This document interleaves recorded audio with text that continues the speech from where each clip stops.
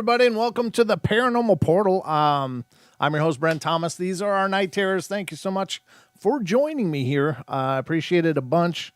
It's always great to come in and open up the door, turn on the lights, and have so many of wonderful friends come in and join me. So thank you for that. It's been a whiplash day, but a good day all the same. But it was just a lot of running around, a lot of busy stuff today. But I made it.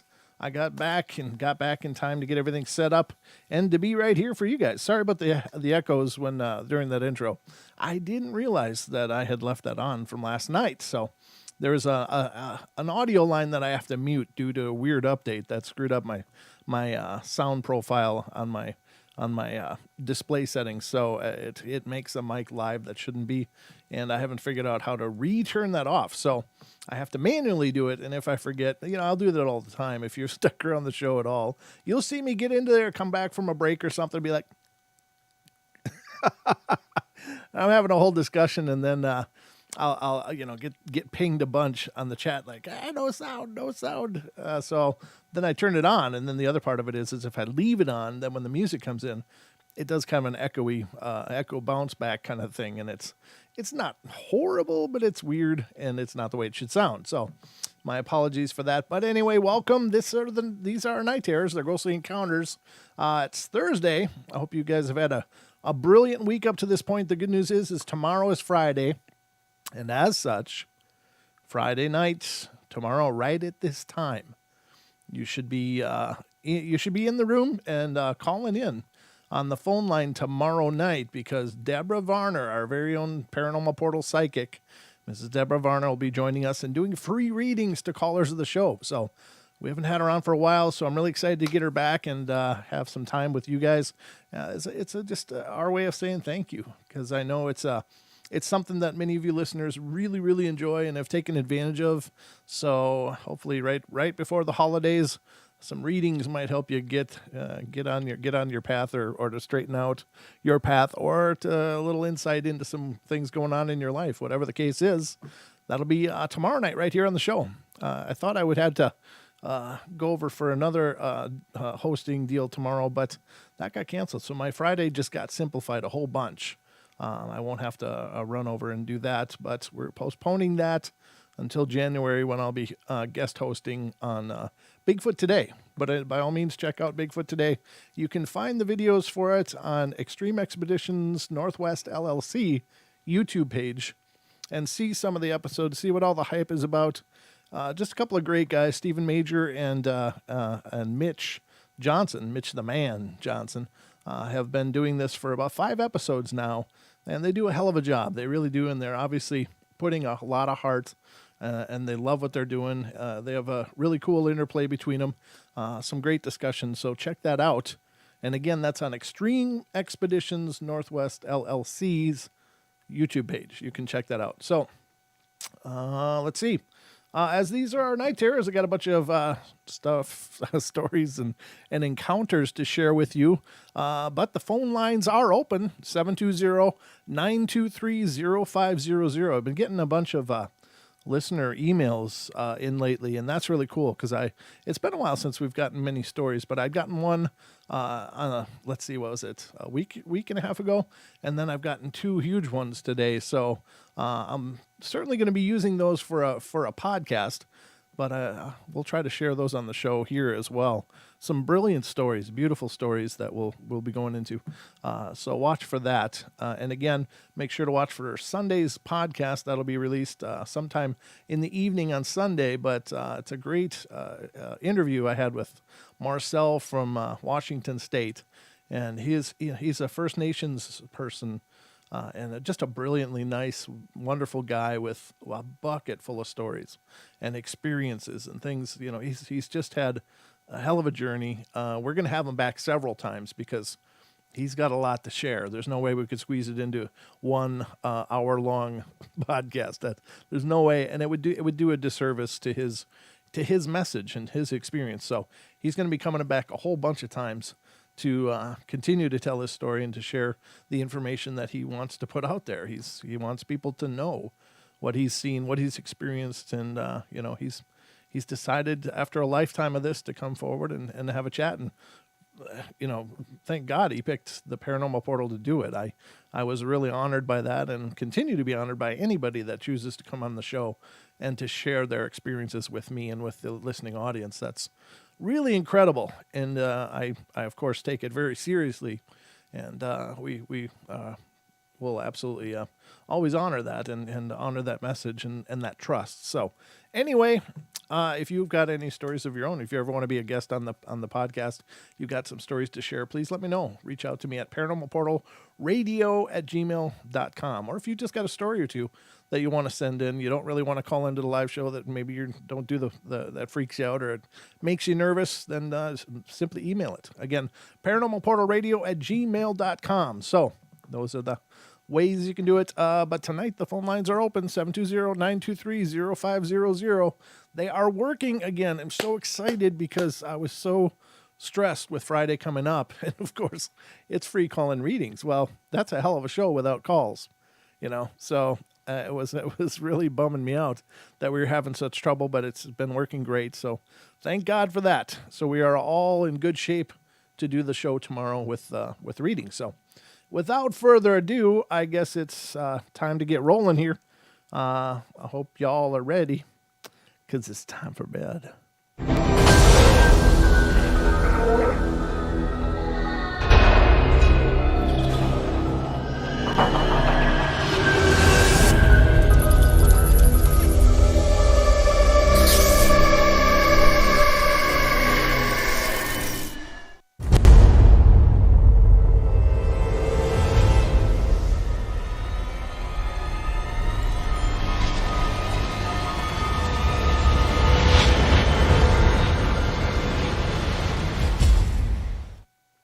All right, you know what that means?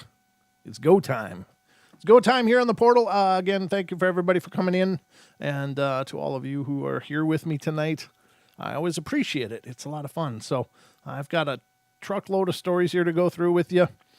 Ghostly encounters, ladies and gentlemen, something I love discussing. Oh, cool. I just got some other emails and messages. So... they come in all the time, which is wonderful. It's great to hear from you guys, and thank you to everybody who reaches out to me during the day. It's a lot of fun to see what's going on in your worlds and hear what's the deal. But the first story I got for you guys tonight is coming from Connecticut. Sorry, the name kind of threw me there. I see where it's coming from, Connecticut, and it has to do with a lot of different stuff. How long is this one? This one's not too long. It's a good-sized story, but it should be interesting because it starts out with, I'm Wiccan. I am Wiccan. So I do some work with energy and whatnot. So I bought a crystal at a witch shop about 6 months ago. You're supposed to be able to move it with my energy, but I couldn't. I forgot about it for a while, but then I started to get obsessed with spirit guides. I really wanted to contact mine for some reason, but I didn't know why. I kept taking out my crystal, and immediately it would spin. I thought it was my energy that was spinning it, and I would tell the crystal in my mind or out loud, it didn't matter, to stop moving and then go in another direction, and it would do it. I showed my brother and my mom, and they all thought that I was becoming this powerful Wiccan. It didn't occur to me that my obsession and the sudden movement of the crystal were connected until last night. I was watching it spin and commanding it to move in different ways when it clicked. I'm 14 years old. There's no way that I'm powerful enough to move this crystal with my mind. So I asked it, if my spirit guide is the one moving the crystal, then stop. And it stopped. And moved the other way. And it moved the other way. And I was like, this is cool. And started to ask it questions. I told it to move the crystal clockwise if the answer is yes, and counterclockwise if the answer is no. I asked it if it were here to help me, and the answer was no. I asked if it were here to protect or guide me, and the answer was no. Well, I was confused at this point, thinking, then why are you here? Obviously, it couldn't answer that question, but it didn't stop me from wondering. And as a side note, I was asking everything in my head at this point. I went upstairs to my room to try asking some other questions in private. I asked if it would talk to me through my Ouija board, and it said no. I asked it what's its names, starting with A, no, B, no, C, no, D, yes. So its name starts with a D. And I thought it'd be easier to figure out if it was male or female first. It told me that it's a male. I thought, all right. After a lot of patience that came from I don't know where, in about an hour, I figured out its name or his name, sorta. I figured out that his name is what the hell is that? It's DCTHLEPRMWZX. What? I don't know. It's like somebody just threw up some alphabet soup here. I was like, okay, I can't pronounce that.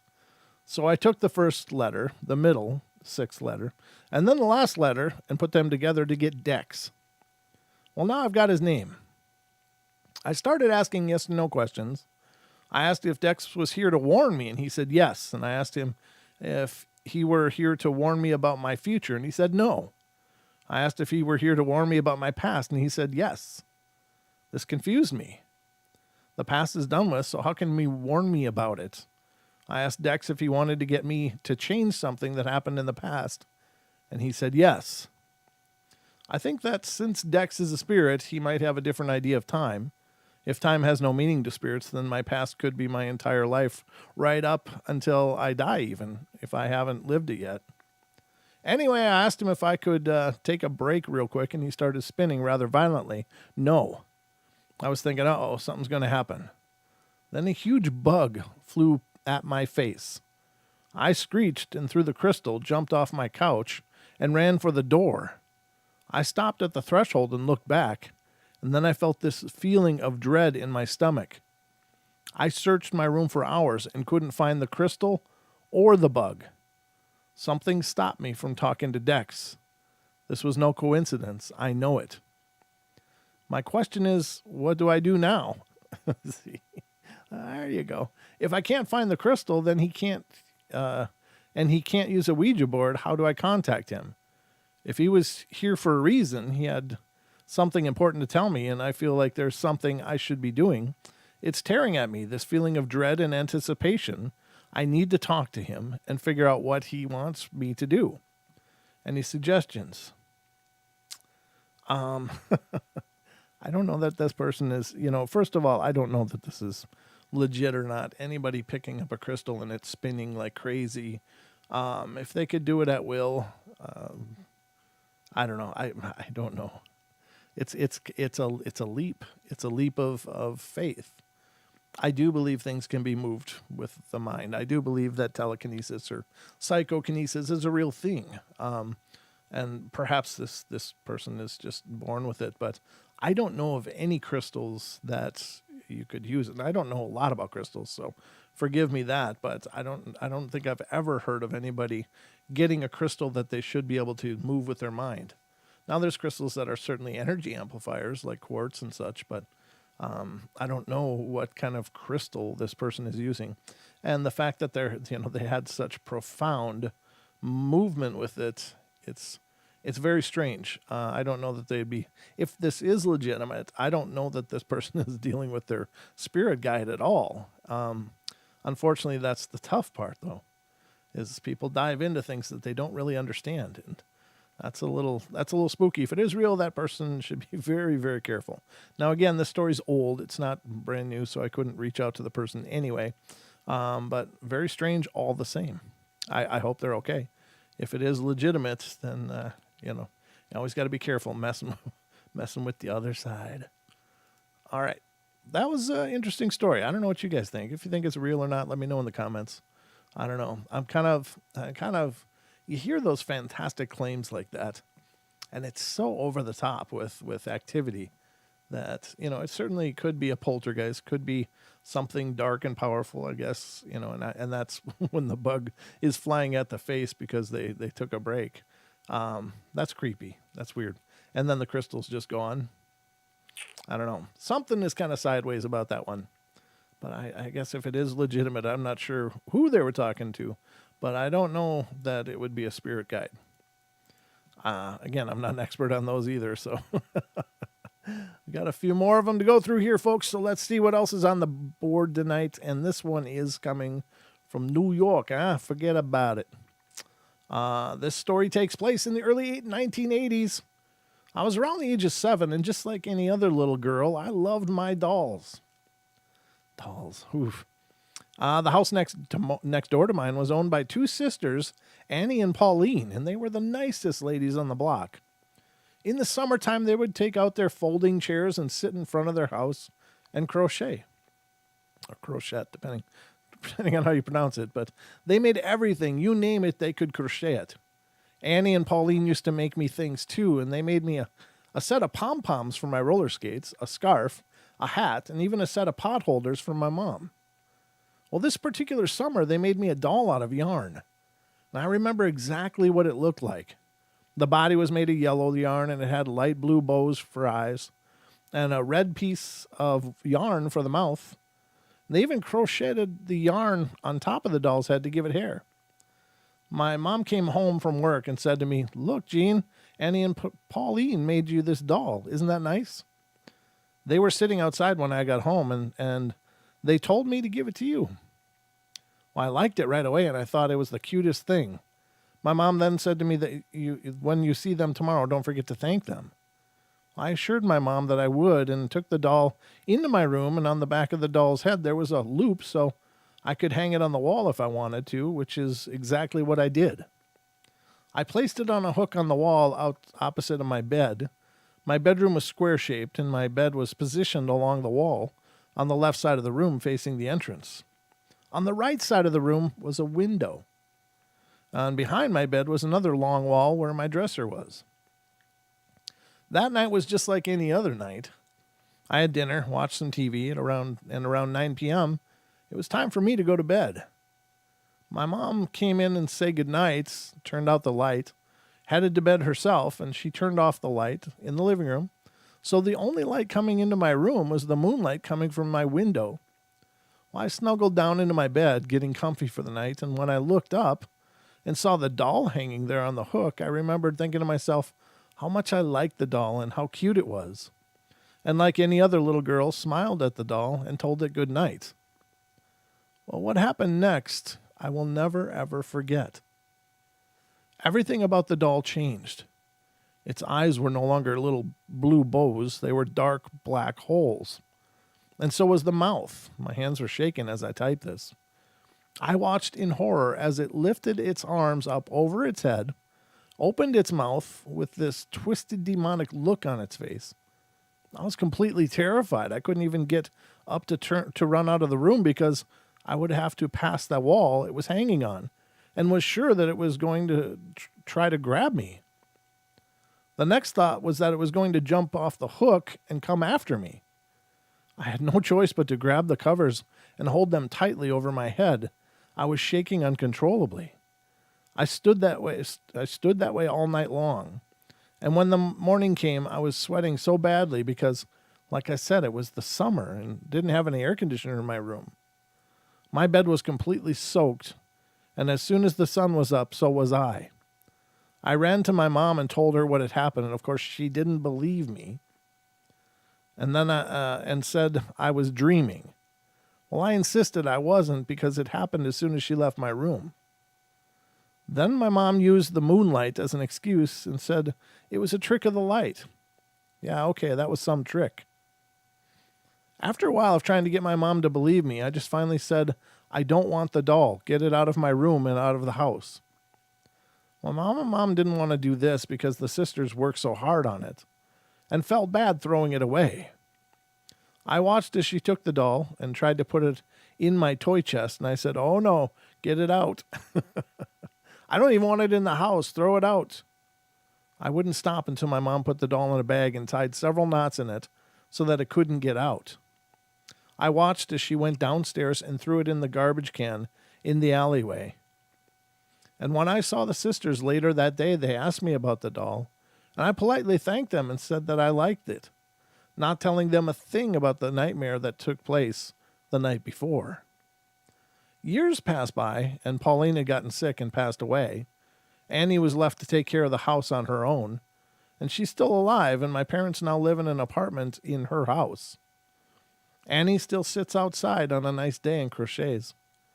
If anybody has any idea what might have happened that night, please feel free to comment.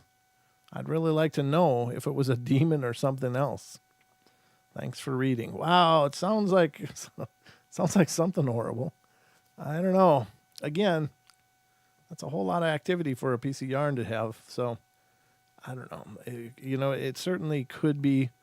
There might be something to the whole trick of the light. There's if the light conditions change, so does the perspective of what you're seeing. I mean, happy, childish, funny things can turn into grimacing faces, in a moonlight.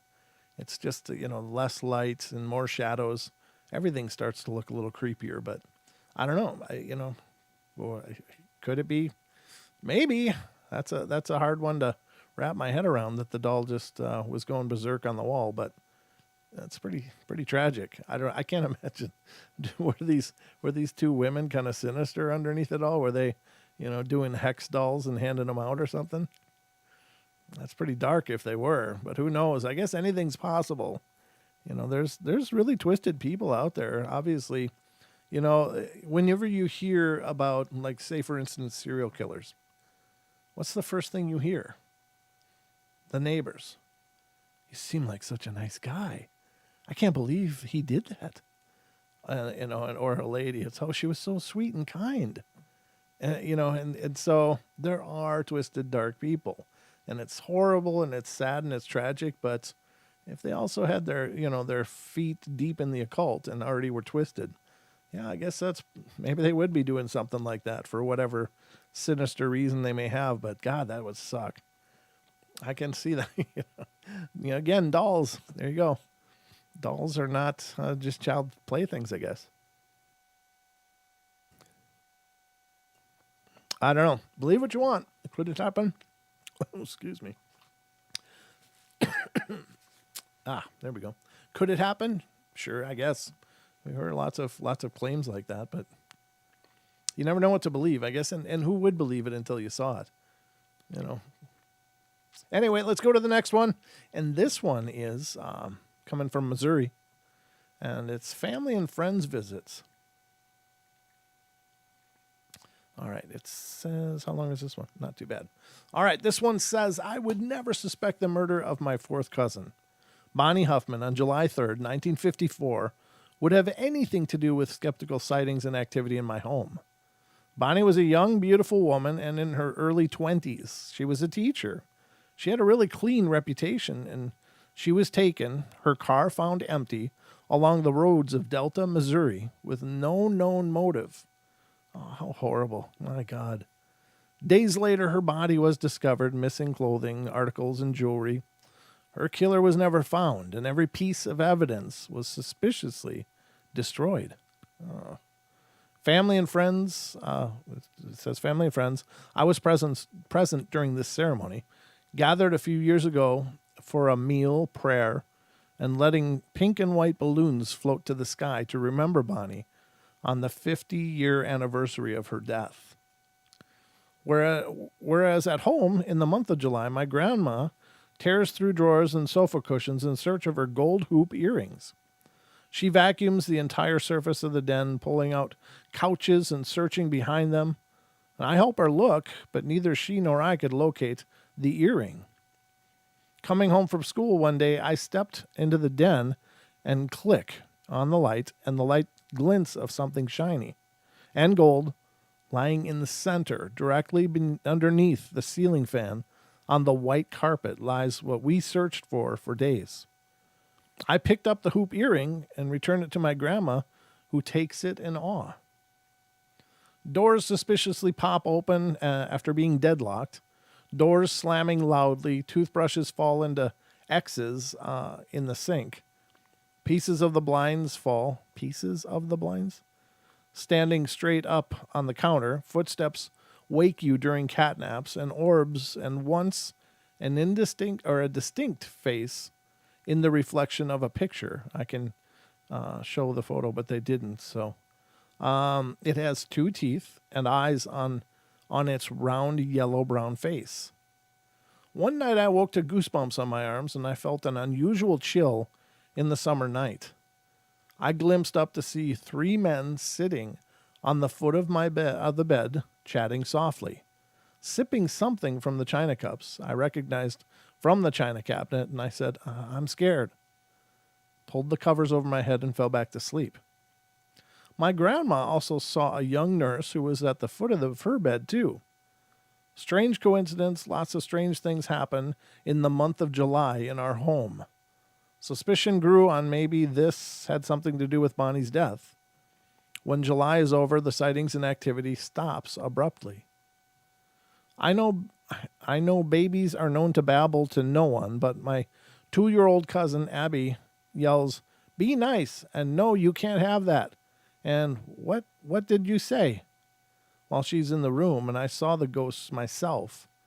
I hid near the corner of the wall while she carries on a long conversation with someone I could not see from where I stood.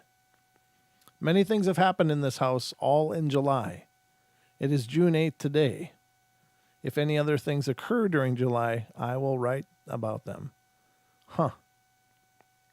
And apparently they never wrote anything else, but that's weird. A little disjointed in the narrative. It's kind of hard to, because they went from, boom, this woman, unfortunately, her life was tragically ended, but then it just went into hauntings.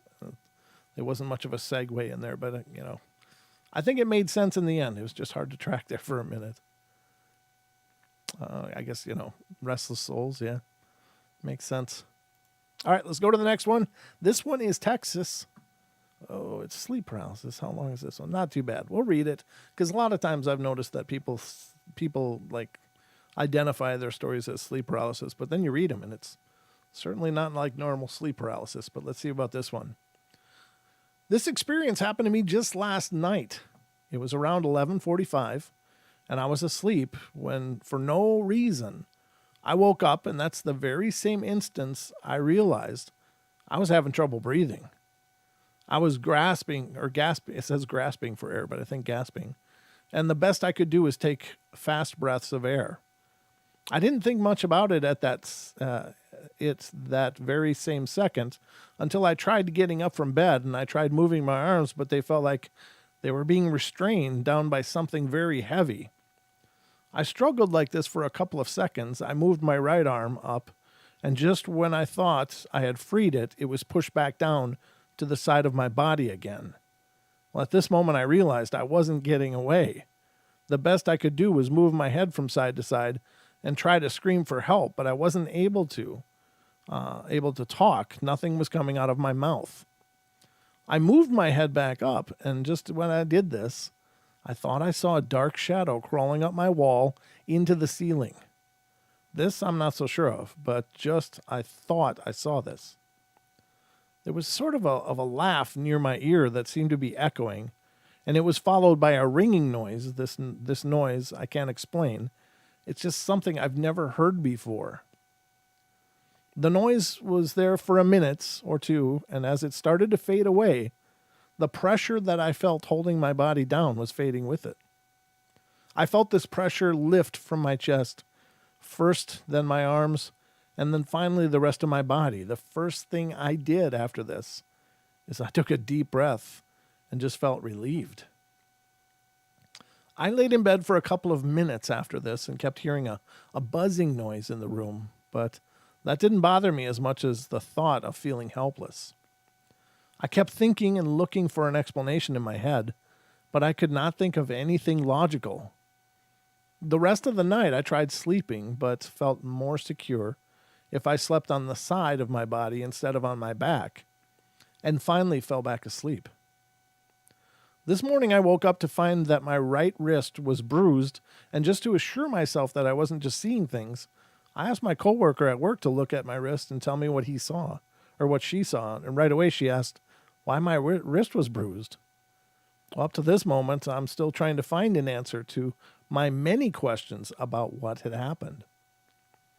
Does anyone have any idea of what this might be? Just for information, I don't do witchcraft or whatever it might be called. And I don't practice religion. In the past, I had several other experiences that I can't explain, and it's been happening since I was a small boy. I sometimes sense things no matter where I might be, but this experience is the closest I've gotten to being harmed. If anyone can help, please do. Thank you. I don't know. It's a tragic, scary thing. It's not fun to feel like you have no control over your own body. That to me I don't know. You kind of, when I went through it, you kind of feel humiliated. You kind of feel like, this is my body. Wait a minute. This is me. This is mine. Who's driving? Because I can't do anything. I don't want to say it's that I felt terror, but I felt so frustrated and so upset by the fact that something was interfering with me doing doing the things I should be able to do with my own body. And again, that presence was always there, that sense of a presence. And now, again, I don't discount that there might be very medical reasons that can cause a similar experience to happen. Now, here's the rub: if is it that the medical problem can happen, and the medical explanation for it is there's a chemical that apparently is released in our blood when we sleep that disengages our body and brain, so that you don't dream about running and then run out of your window and fall to your death. So it kind of keeps you separated from enacting what's going on in your dreams into the real world, or at least makes it harder. Because I've flailed my arms before in my sleep, so I know it doesn't cut it off completely. But so what I wonder is that what the spirits are doing? Are they able to cause that to happen to people that are experiencing sleep paralysis, or at least a form of it that has to do with potential spirits interference? Can they cause the body to release that chemical and kind of lock them down? I don't know. I don't know, because it's hard to believe that they're using the force and just locking you down from your own body. It's just not there, is the best I can explain it. And it's hard to believe that some outside energy could exert more energy than you could in the body you grew, So are they able to stimulate that gland, whatever gland or part of us that does that and causes that chemical to be released and disengage our brain from our bodies and kind of leave us trapped there? I don't know. Just a thought. Tell me what you think in the comments. And I think that kind of stuff is interesting to consider. I've never seen the name Drake C. If you're new, welcome. Anybody that's new, please, thank you very much for being here. And if you're not already subscribed, please get subscribed. We'd love to have you hang out with us regularly when we do these shows. Here's a cool one. I love these kind of stories because I love the idea that, spirits can reach out to us in many different ways. And what I'm speaking of here is this one has to do with text messages. It comes out of Massachusetts, and it's family and friends visits. It says, I am a born cynic. Until recently, I firmly believe that every so-called ghost experience can be explained logically. But after my father's unexpected passing events, there's no punctuation here, so it's unexpected passing, events have been unfolding that I'm having a hard time explaining rationally. A day or so after my father's death, my sisters and I were picking out the suit to give it to the funeral home, and my father had a big personality and hated dressing in just plain black and white suits, so we wanted his outfit to fit him. And after we'd laid it out, my sister said something like, I think he'd like it. And the lights started flashing in the room. Also, the furniture, also at the funeral, the lights in the front of the church flashed on and off a few times during the eulogy. I tried to explain this rationally, figured that both we and the church needed new light bulbs. Next, I kept having dreams with my father in them. In one of them, I was in a room that I didn't recognize, and my father was there. I can't remember what happened before, but I said, well, prove to me that you're a ghost. He floated to the ceiling saying, How's that for a party trick? Totally my dad's personality. The second dream was after I'd been in a car accident. He appeared and said, "Well, at least you didn't hit a parked car this time." Again, my dad's sense of humor. Still, I'm explaining this as just a couple of weird dreams that, and me missing my father and his odd sense of humor. Now, here's the strangest thing. My brother and brother-in-law recently discovered V-lingo in their Blackberries. This must be an old thing because this story is, again, from 2009, so I don't know what V-lingo is. But I remember BlackBerry phones. That was kind of the big thing. And so it must have been something that you could utilize for chatting. You speak into the phone, and it translates it into a text message or note, etc. My brother-in-law, who has a strong Boston accent, said that he never uses it because with his accent, it never translates well. He demonstrated it to my sister by saying, "I parked a car at Harvard Yard." And it came back with something about a hobbit, and everybody had a good laugh. So my sister, who doesn't have a strong Boston accent, decided that she'll try. She says, "I parked the car in Harvard Yard," and then hands it over to her husband. His face goes blank, and he tells her he doesn't know if he wants to show her what came out. She, of course, insisted, and it said, "I took the time. I love Dad." I should explain that the poem on the back of my father's mass card was called "The Clock of Life." I won't write it out the whole thing, but the gist of it was that basically that nobody knows when life will end, so take the time and do everything you want to now. Don't put things off until tomorrow because tomorrow isn't a guarantee. And I thought about this a lot and talked about it with my sisters, and I simply can't figure this out. I understand that V-lingo isn't a foolproof and that it's not going to translate perfectly, but I can't figure out how it would have gotten that sentence. It doesn't rhyme or sound anything like "I parked the car in Harvard Yard." It doesn't even have the same amount of syllables. This is the one thing I haven't been able to rationalize away. Basically, I'm wondering if I'm just grasping at straws trying to believe that my father is contacting my family and myself. At the end of the day, I find it very comforting to think that my dad is still out there, raising hell and having a good time. So maybe I should just take it as what it is. But I'm wondering if anyone else has any similar experiences or heard of anything along those lines. I've we've covered stories on the show about people getting ghostly phone calls from people who have passed, hearing the voice of a loved one on the other end. Usually there's a weird static on the line, so it's never really clear. But how amazing is that? That a loved one could just could just reach out to you. And here's the other part is since there's been electronic devices, ghosts have always been cited as messing with them. They can manipulate them and do things to them. And it stands to reason because a ghost is energetic, right? We are ghosts, essentially, souls. And so, but we are, hardwired into these bodies for the most part. I mean, so it doesn't seem real far-fetched that an energetic presence could affect energetic devices. And maybe it's just really easy.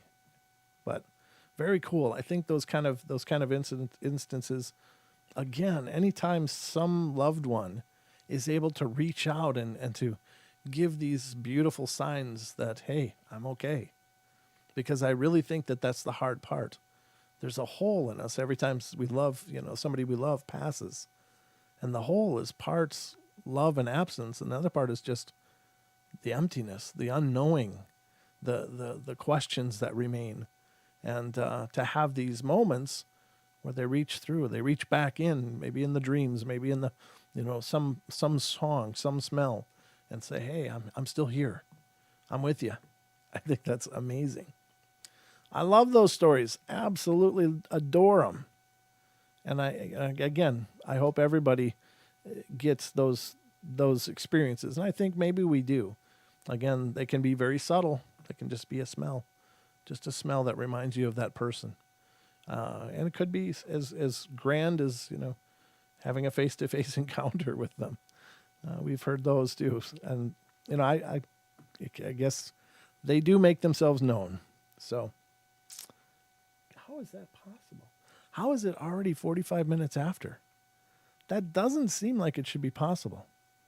But we've got more to read, so I just am always blown away by that. I'll never get used to how fast time goes through the paranormal portal. Here's a story from Maryland. It has to do with apparitions, voices, and touches. It sounds kind of dark. I don't know. We'll see. We'll see what it is. And it's a pretty good story. Let's see what it says here. I'm 23-year-old female, and I can remember experiencing things since I was 2 years old. Wow. That's a lot. That's some amazing recall. I grew up in a trailer with my mom, father, and older brother. My mom has told me that when we moved in, they noticed that the family before us would always keep their door shut to the room, which ended up being my room. Oh, okay. I got you. How would they notice that? How would you notice that the people that lived there before you did something? I don't know. My parents asked them why they did that, but they didn't get a clear answer. Though later on, we found out why.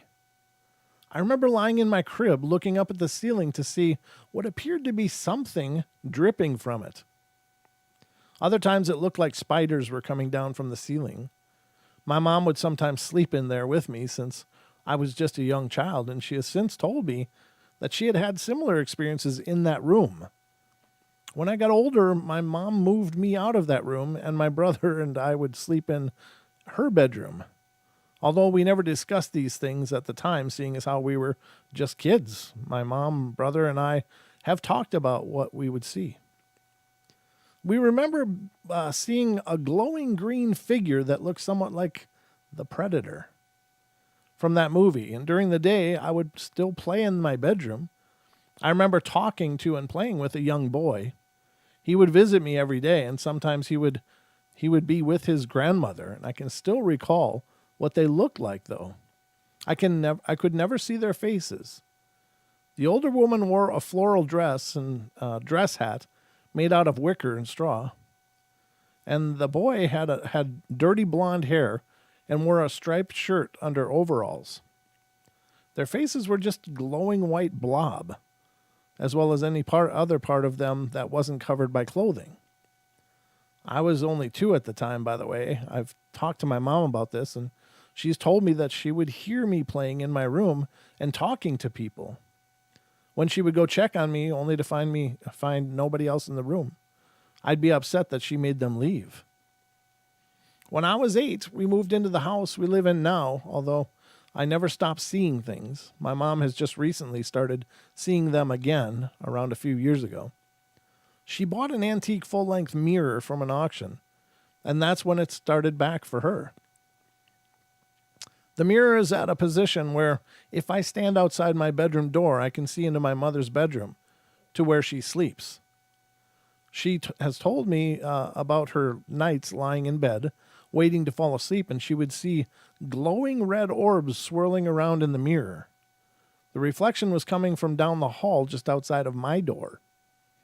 Other times she sees human faces, or human-like figures, rather. The first time she told me about this, she explained how she could never see their faces or any other parts that was skin, and it was just white instead, and she said she couldn't understand why their faces weren't visible.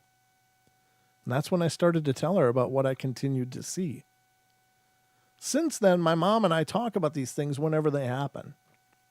This is the hard part for me to discuss. I often wake up in the middle of the night, anytime between 3 and 4, and I have dreams, it says dreams, quote, that people with white eyes are chasing me. They always have a smile, but for some reason I know they mean me harm. I will sometimes wake myself up by screaming through clenched teeth. I have a recurring dream where I'll be terrified of one of the white-eyed people chasing me, and I'm always drawn to a mirror. I would be standing in front of it, but my reflection was not my own. It was technically me, but my reflection would be making horrible faces, or my body would be contorting in unnatural positions, and then my reflection would be my own again. And my lips would quiver as I started screaming a high-pitched shriek that would wake me up to find that I was really screaming. When I wake up, it feels like there's a heavy fog in the room, and for some unknown reason, I feel sad, like a loved one passed away, or I feel terror, like something horrible is about to happen, or that someone or thing is in the room watching me. Sometimes it even feels like my life force is being sucked right out of me, and it actually hurts, unlike any other describable pain I can think of. My mom usually doesn't bring it up, but when she sees something in her mirror, since my father asked her not to because he thinks we're all feeding into each other's imaginations, but whenever I have a dream like that I just described, I would ask my mom the next day if she saw anything in the mirror. The answer is always yes. On June 5th of this year, I had a vision of a shirtless and muscular man with a gauze bandage on his right arm. I couldn't see his face or hands, but for some reason, I could see the rest of his body. The next day, I asked my mom if she had seen anything the night before, and she told me she saw a man in the mirror and that he was buff, shirtless, and had a bandage on one of his arms. And I started crying right then, and I finally told her I had seen the same thing. I know that it just can't be a coincidence. On the 6th, I had another dream about wide-eyed people, and I started screaming. I was screaming in my dream, and I also heard a loud thumping noise. When my screaming woke me up, I still heard the thumping. Though I didn't feel anything on me, I could still feel a shaking, and I noticed that my bed was shaking, like someone was rocking it angrily. I sleep with my door closed and locked, so it couldn't have been a family member. I'm just terrified to go to bed.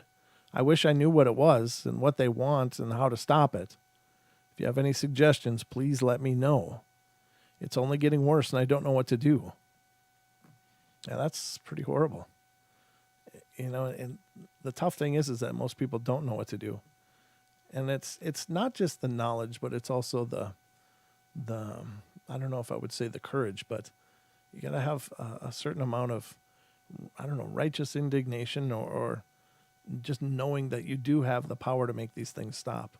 And then you can do the cleansing stuff. But if you here's the thing, if you go through your house is freaking you out. You're scared, it's terrifying you all the time. And you go through and, with the sage or whatever, sweetgrass, sage, whatever elements you're using to try to cleanse your house, but you're sitting there just feeling such fear and trepidation. Well, there's not going to be much power in the cleansing. You have to know throughout your whole being that you have, this divine right to clean your house.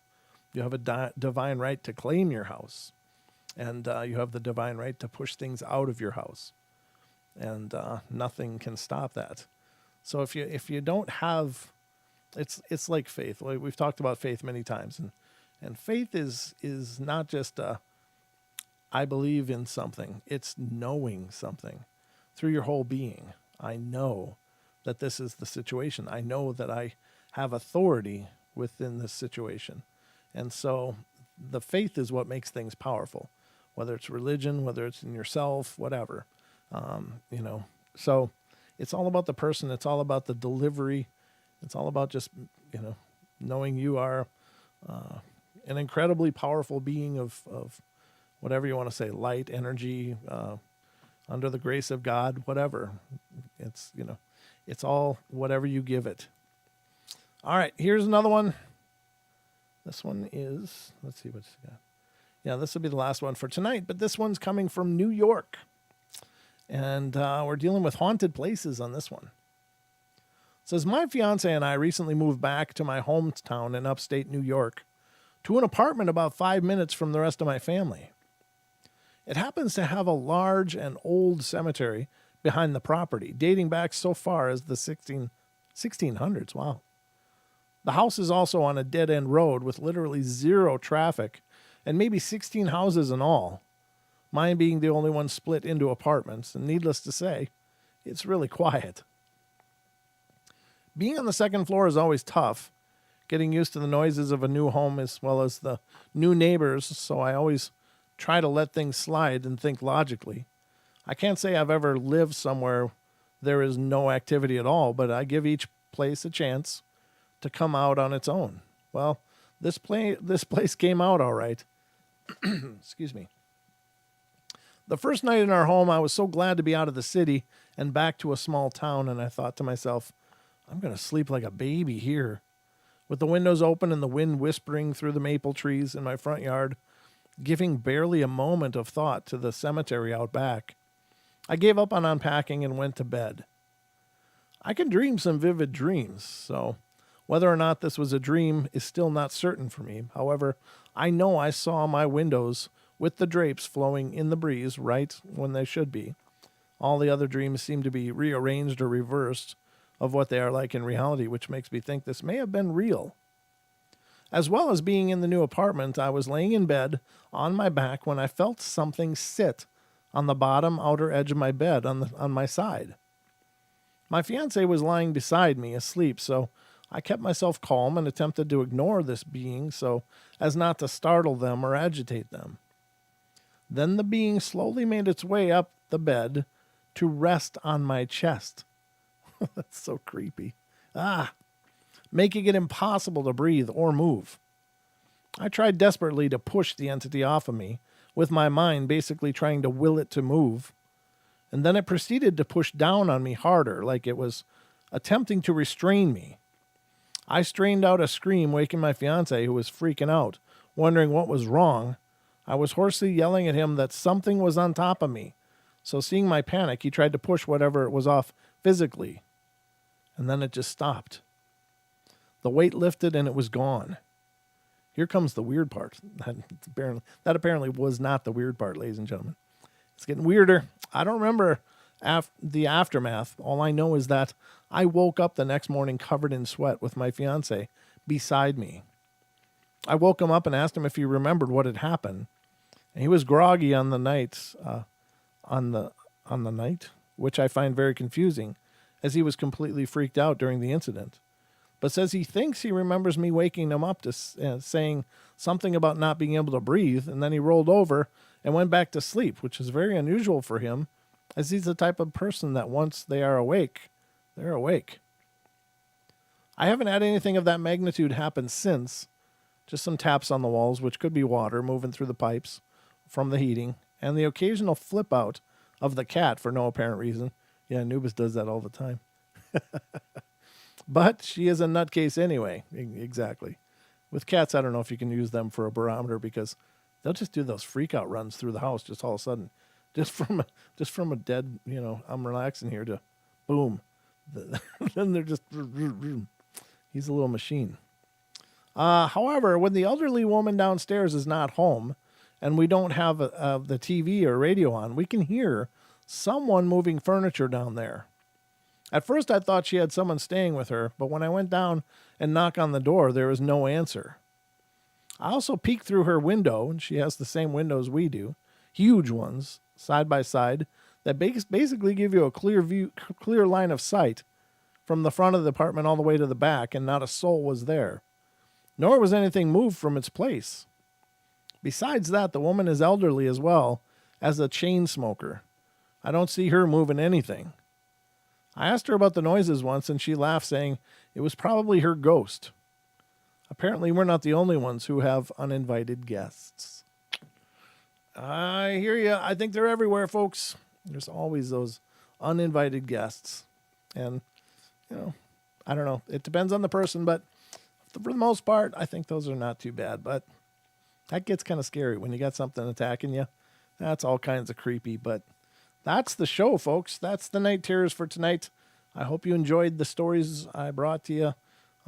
Again, if you have stories of your own, please reach out. Let me know. ParanormalPortalRadio@gmail.com.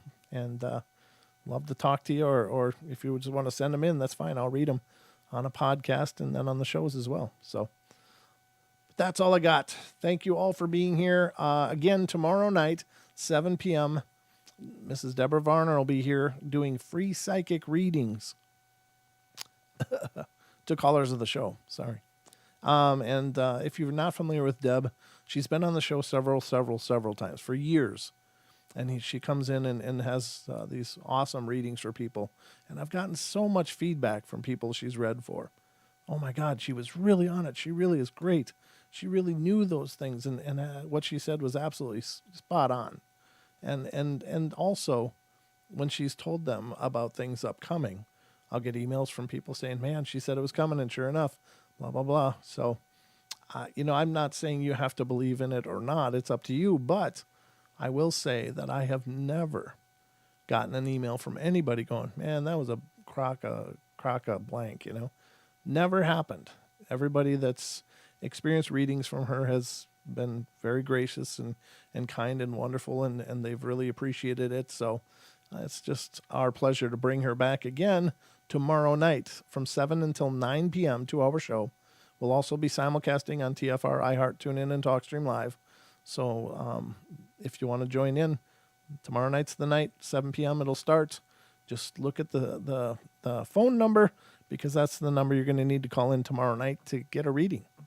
So I hope you guys will join us, and then Don will be joining me again on Saturday nights. Tear it all up all over again. So I hope you will be there. But anyway, if you're new, you're hearing us for the first time, please, by all means, subscribe, like, put these videos on your social media, let people know what we're doing, and try to help us spread the word if you would. We really, really appreciate that. It means a lot to us. And you guys have been amazing in spreading the word about the portal. And I always love meeting new listeners or seeing new names when I'm, get a chance to peek. But anyway, that's it. That's all I got. So again, tomorrow night, Deb will be here. There she is. Deb's in the chat room right now. Hey, Deb, getting ready for you. The phones are working. It's going to be great. So we'll see you guys tomorrow night. Have a great Friday.